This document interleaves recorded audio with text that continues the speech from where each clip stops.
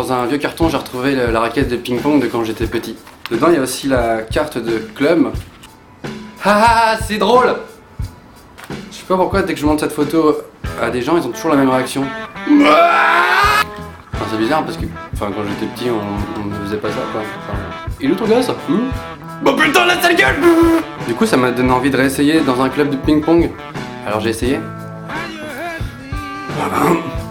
Bah, le plus important, c'est quand même le prof, parce qu'il y a un prof de ping-pong qui t'explique qu'il faut taper dans la balle. Et ce monsieur, quand il te montre un mouvement, on dirait qu'il veut te montrer qu'il sait faire gonfler ses veines en fait. Alors évidemment, la raquette, on la tient de manière à bander le muscle. T'apprends aussi que sur une raquette, il y a un côté noir et un côté rouge.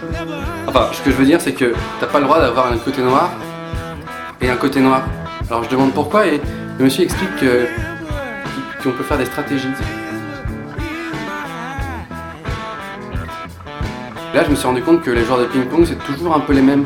Bon, bien sûr, il y a un chinois. Il y a un mec qui joue avec le poignet complètement cassé, tu vois. Et il a une position relativement efféminée et la bouche un peu ouverte. Ce qui fait que quand tu le vois, t'as la sensation de le trouver dégueulasse.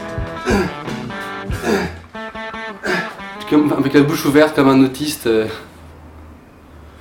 Ouais, c'est peut-être un autiste en fait. Après, je tombe sur une fille. C'est mi-fille, mi-iti. Elle joue de manière très stoïque contre la table avec juste la main qui bouge et le corps totalement fixe.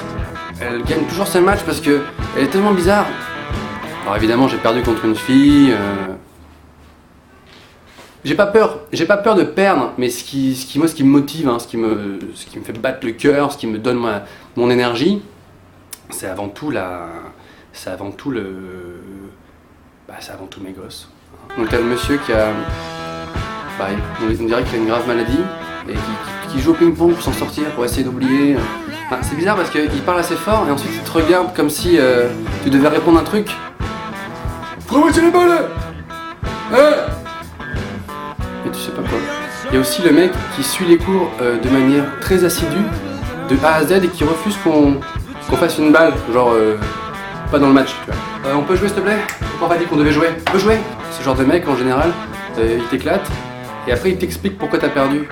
21-0, c'est pas grave. Donc c'est pas grave, c'est ton revers. Et puis après il y a moi. Excuse-moi, on peut utiliser ma balle pour le match, pour jouer parce que c'est un peu porte-bonheur et tout. Non, on peut pas. Ok. Non, je disais bonjour au mur.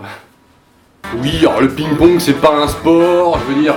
Moi c'est ce que je disais avant. Puis après je suis donc rentré chez moi.